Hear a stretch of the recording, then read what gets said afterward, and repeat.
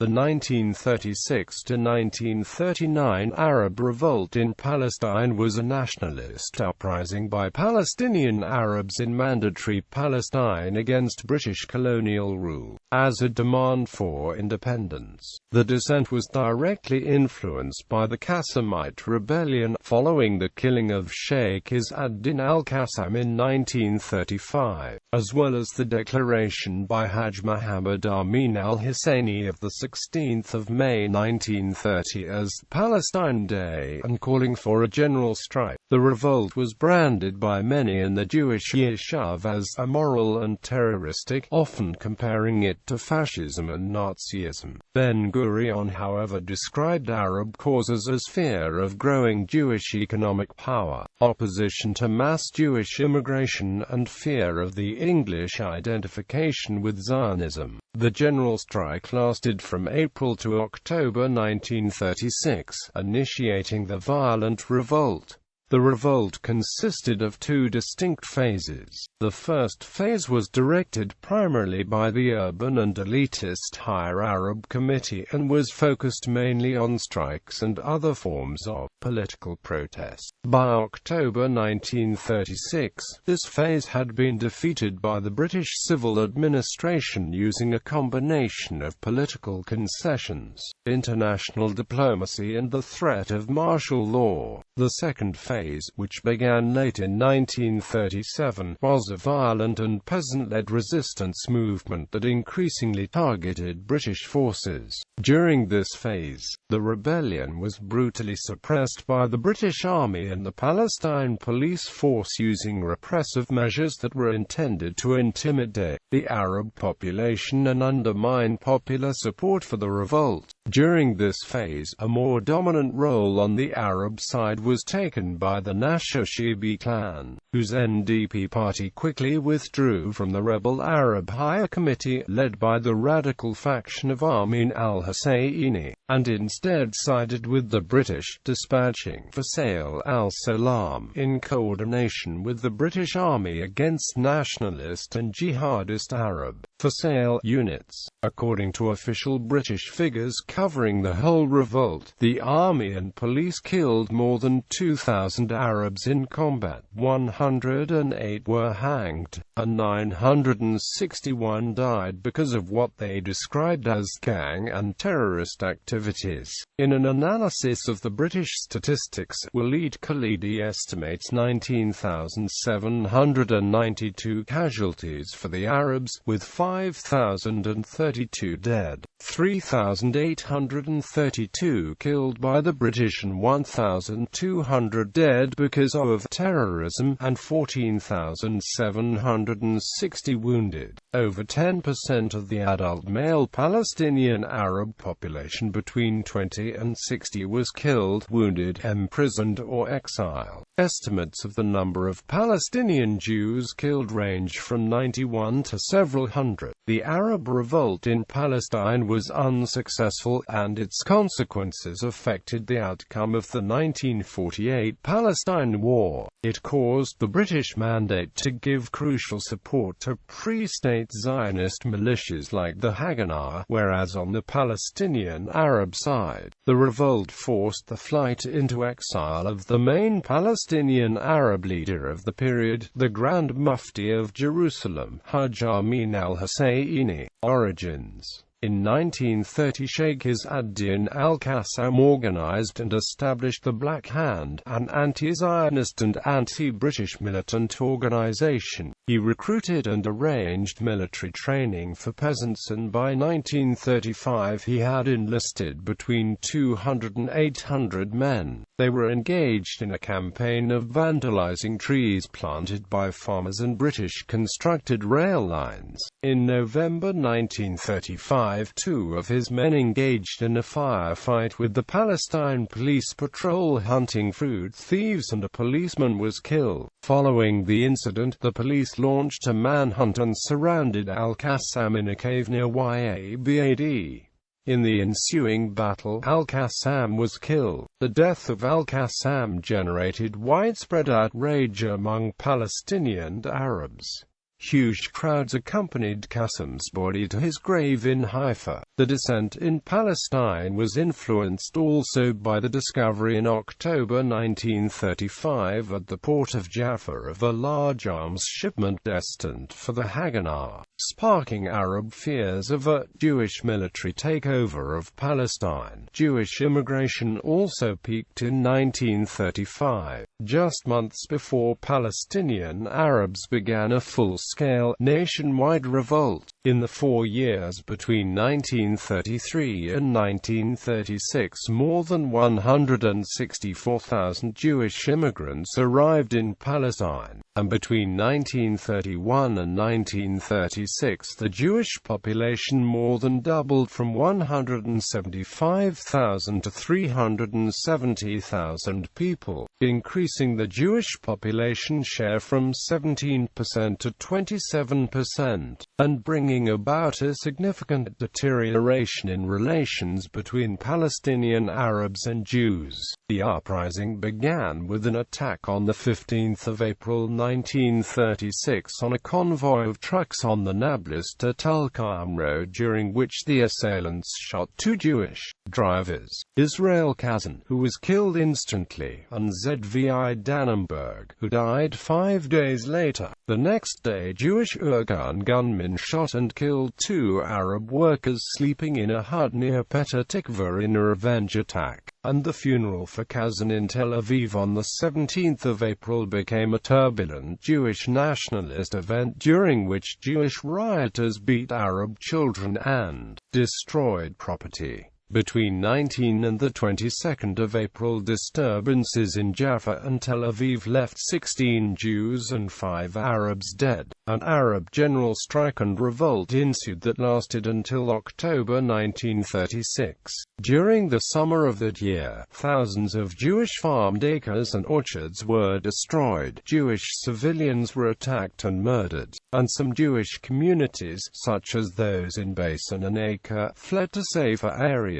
Economic background. Economic factors played a major role in the outbreak of the Arab Revolt. Palestine's Fallahin, the country's peasant farmers, comprised over 2/3 of the indigenous Arab population, and from the 1920s onwards they were pushed off the land in increasingly large numbers, into urban environments where they often encountered only poverty and social marginalization. Many were crowded into shanty towns in Jaffa and Haifa, where they found succor and encouragement in the teachings of the charismatic preacher Izz ad-Din al-Qassam, who worked among the poor in Haifa. The revolt was thus a popular uprising that produced its own leaders and developed into a national revolt. World War I left Palestine, especially the countryside, deeply impoverished. The Ottoman and then the Mandate authorities levied high taxes on farming and agricultural produce, and during the 1920s and 1930s, this, together with a fall in prices, cheap imports, natural disasters and paltry harvests, all contributed to the increasing indebtedness of the Fallahin. The rents paid by tenant fella increased sharply, owing to increased population density, and transfer of land from Arabs to the Jewish settlement agencies, such as the Jewish National Fund, increased the number of Fallahin evicted while also removing the land as a future source of livelihood. By 1931, the 106,400 dunams of low-lying Category A farming land in Arab possession supported a farming population of 590,000, whereas the 102,000 dunams of such land in Jewish possession supported a farming population of only 50,000. The problem of landless Arabs grew particularly grave after 1931, causing High Commissioner Warhope to warn that this social peril would serve as a focus of discontent and might even result in serious disorders. Although the mandatory government introduced measures to limit the transfer of land from Arabs to Jews, these were easily circumvented by willing buyers and sellers. The failure of the authorities to invest in economic growth and healthcare, and the Zionist policy of ensuring that their investments were directed only to facilitate expansion of the Yishuv further compounded matters. The government did, however, set the minimum wage for Arab workers below that for Jewish workers, which meant that those making capital investments in the Yishuv's economic infrastructure, such as Haifa's electricity plant, the Shemen oil and soap factory, the Grand Moulin's flour mills and the Nesha cement factory, could take advantage of cheap Arab labor pouring in from the countryside. After 1935, the slump in the construction boom and further concentration by the Yishuv on an exclusivist Hebrew labor program removed most of the sources of employment for rural migrants. By 1935, only 12,000 Arabs worked in the Jewish sector, half of these in agriculture, whereas 32,000 worked for the mandate authorities and 211,000 were either self-employed or worked for Arab employers. The ongoing disruption of agrarian life in Palestine, which had been continuing since Ottoman times, thus created a large population of landless peasant farmers who subsequently became mobile wage workers who were increasingly marginalized and impoverished. These became willing participants in nationalist rebellion. Political and socio-cultural background. Initially, the conflict with Zionism helped to make Palestinian Arab society more conservative in cultural, social, religious and political affairs because people were highly motivated to preserve their distinct heritage and identity against the dual impact of British colonialism and Jewish innovation. Traditionally, the Arabs had an elite, but not a real leadership. Both of these things changed over the course of the 1930s.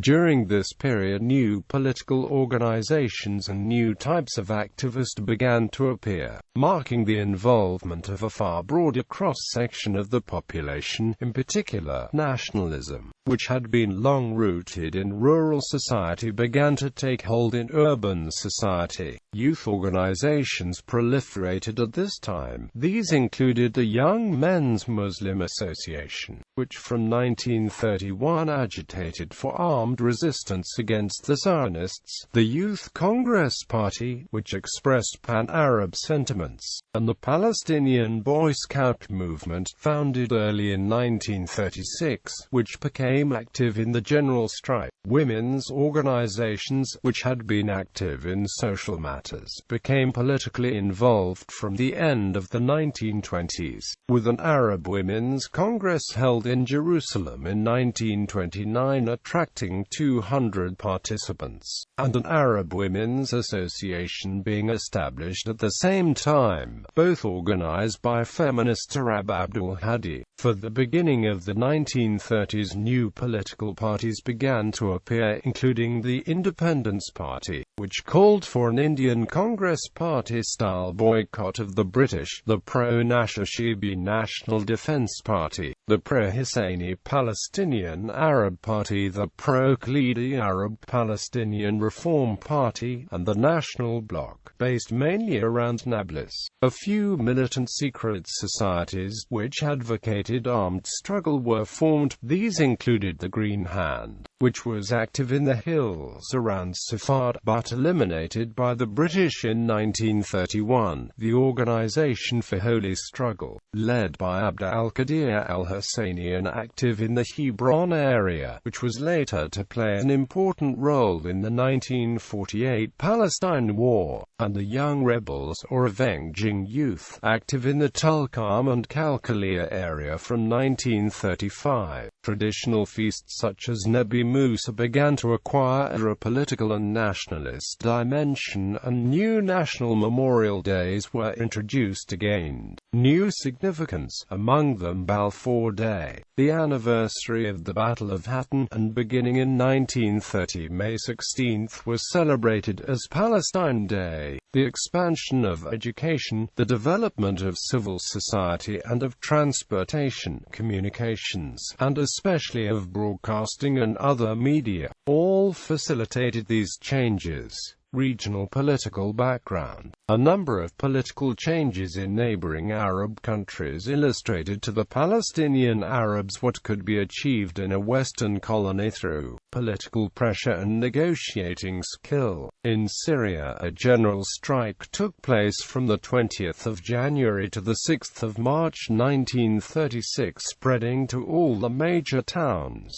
and political demonstrations held throughout the country gave fresh momentum to the Syrian national movement. Although French reprisals were harsh, the government agreed on the 2nd of March to the formation of a Syrian delegation to travel to Paris to negotiate a Franco-Syrian Treaty of Independence. This demonstrated that determined economic and political pressure could challenge a fragile imperial administration. In Egypt on the 2nd of March 1936, a series of formal negotiations between the United Kingdom and Egypt began, leading to the Anglo-Egyptian Treaty of 1936, which granted independence to Egypt, but allowed the British to keep forces in the Suez Canal zone. In Iraq, a general strike in July 1931, accompanied by organized demonstrations in the streets, led to independence for the former British Mandate territory under Prime Minister Nouri Said, and full membership of the League of Nations in October 1932. Timeline. The Arab General Strike, an armed insurrection. The strike began on the 19th of April in Nablus, where an Arab National Committee was formed, and by the end of the month national committees had been formed in all of the towns and some of the larger villages. On the 21st of April, the leaders of the 5 main parties accepted the decision at Nablus and called for a general strike of all Arabs engaged in labor, transport and shopkeeping for the following day. While the strike was initially organized by workers and local committees, under pressure from below, political leaders became involved to help with coordination. This led to the formation on the 25th of April 1936 of the Arab Higher Committee. The committee resolved to continue the general strike until the British government changes its present policy in a fundamental manner. The demands were threefold: the prohibition of Jewish immigration, the prohibition of the transfer of Arab land to Jews, the establishment of a national government, responsible to a representative council. About 1 month after the general strike started, the leadership group declared a general non-payment of taxes in explicit opposition to Jewish immigration. In the countryside, armed insurrection started sporadically, becoming more organized with time. One particular target of the rebels was the Mosul-Haifa oil pipeline of the Iraq Petroleum Company, constructed only a few years earlier to Haifa, from a point on the Jordan River south of Lake Tiberias. This was repeatedly bombed at various points along its length. Other attacks were on railways and on civilian targets such as Jewish settlements, secluded Jewish neighborhoods in the mixed cities, and Jews, both individually and in groups. The measures taken against the strike were harsh at the beginning and grew harsher as it went along, involving house searches without warrants, night raids, preventive detention, caning, flogging, deportation, confiscation of property, and torture. As early as May 1936, the British formed armed Jewish units equipped with armored vehicles to serve as auxiliary police. The British government in Palestine was convinced that the strike had the full support of the Palestinian Arabs, and they could see no weakening in the will and spirit of the Arab people. Air Vice Marshal Richard Peace, commander of British forces in Palestine and Transjordan from 1933 to 1936, reported that because the rebel armed bands were supported by villages, it was quickly evident that the only way to regain the initiative from the rebels was by initiating measures against the villages from which the rebels and saboteurs came.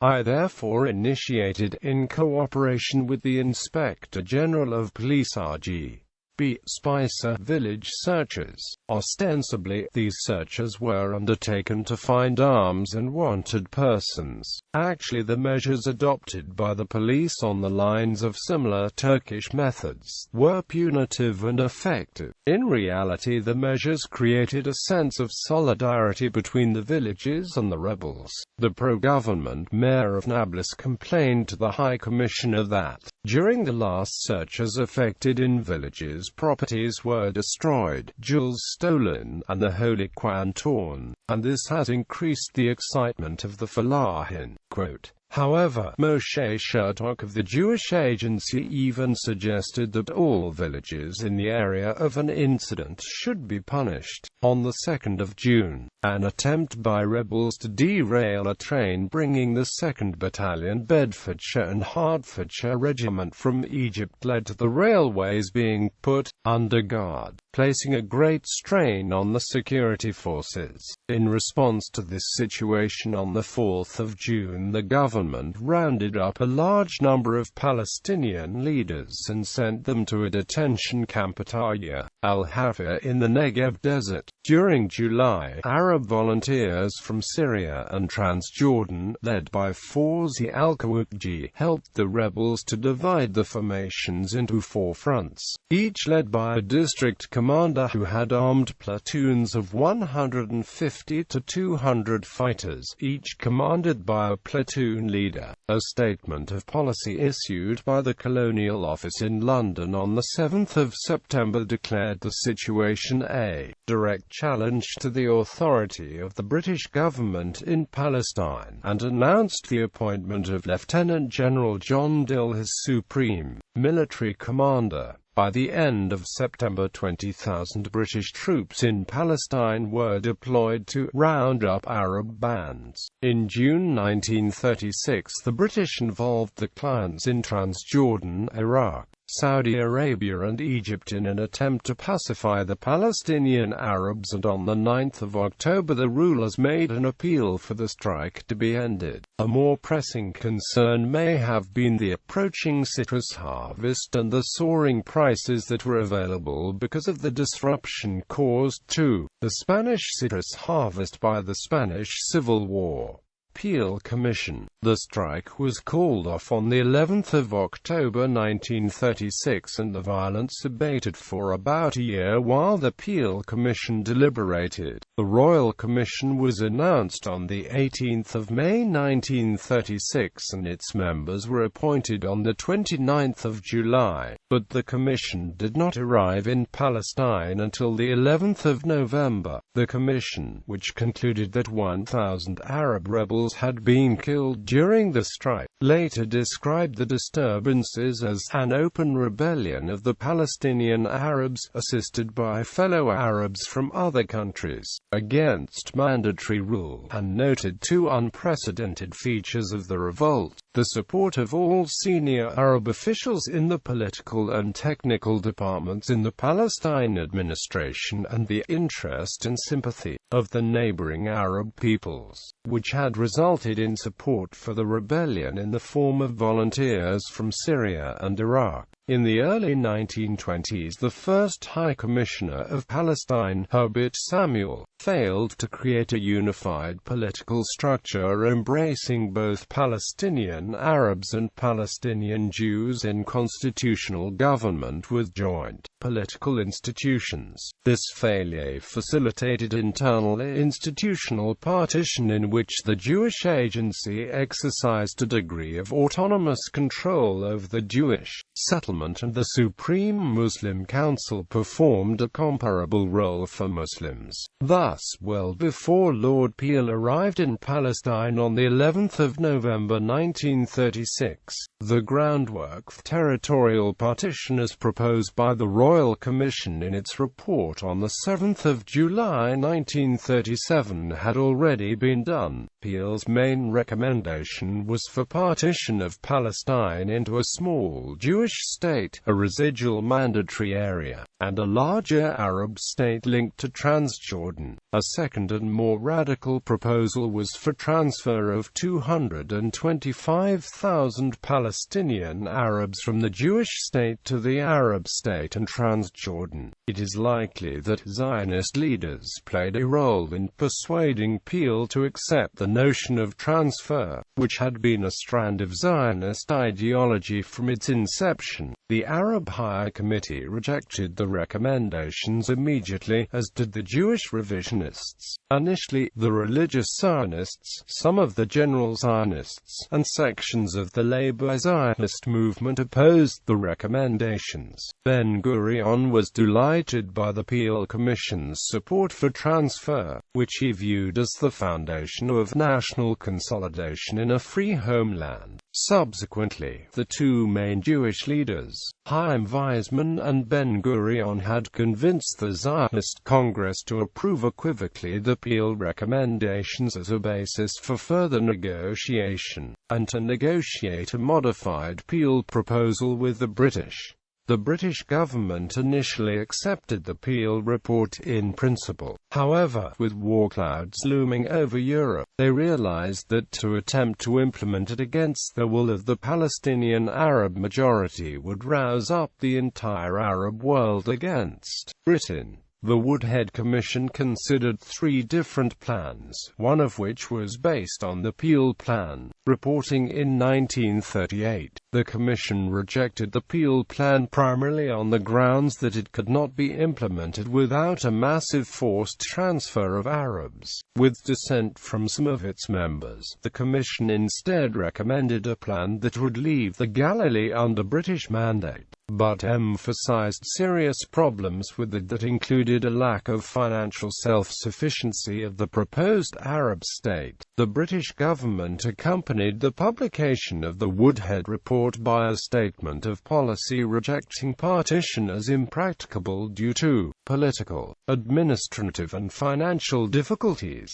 Resumed revolt. With the failure of the Peel Commission's proposals, the revolt resumed during the autumn of 1937, marked by the assassination on 26 September of Acting District Commissioner of the Galilee Louis Andras by Arab gunmen in Nazareth. On the 30th of September, regulations were issued allowing the government to detain political deportees in any part of the British Empire, and authorizing the High Commissioner to outlaw associations whose objectives he regarded as contrary to public policy. Hajj Amin al-Husayni was removed from the leadership of the Supreme Muslim Council and the General Waqf Committee. The local national committees and the Arab High Committee were disbanded. 5 Arab leaders were arrested and deported to the Seychelles, and in fear of their arrest, Jamal al-Husseini fled to Syria and Hajj Amin al-Husseini to Lebanon. All frontiers with Palestine were closed. Telephone connections to neighboring countries were withdrawn. Press censorship was introduced and a special concentration camp was opened near Acre. In November 1937, military courts were established for the trial of offences connected with the carrying and discharge of firearms, sabotage and intimidation. Despite this, however, the Arab campaign of murder and sabotage continued, and Arab gangs in the hills took on the appearance of organized guerrilla fighters. Violence continued throughout 1938. In July 1938, when the Palestine government seemed to have largely lost control of the situation, the garrison was strengthened from Egypt, and in September it was further reinforced from England. The police were placed under the operational control of the army commander, and military officials superseded the civil authorities in the enforcement of order. In October, the old city of Jerusalem, which had become a rebel stronghold, was reoccupied by the troops. By the end of the year, a semblance of order had been restored in the towns, but terrorism continued in rural areas until the outbreak of the Second World War. Despite cooperation of the Yishuv with the British to quell the revolt, Some incidents towards the end of the conflict indicated a coming change in relations. On 12 June 1939, a British explosives expert was killed trying to defuse an airgun bomb near a Jerusalem post office. On 26 August, two British police officers, Inspector Ronald Barker and Inspector Ralph Gaines, commander of the Jewish Department of the C.I.D., were killed by an airgun mine in Jerusalem. In the final 15 months of the revolt alone, there were 936 murders and 351 attempted murders, 2,125 incidents of sniping, 472 bombs thrown and detonated, 364 cases of armed robbery, 1,453 cases of sabotage against government and commercial property, 323 people abducted, 72 cases of intimidation, 236 Jews killed by Arabs and 435 Arabs killed by Jews, 1,200 rebels killed by the police and military and 535 wounded.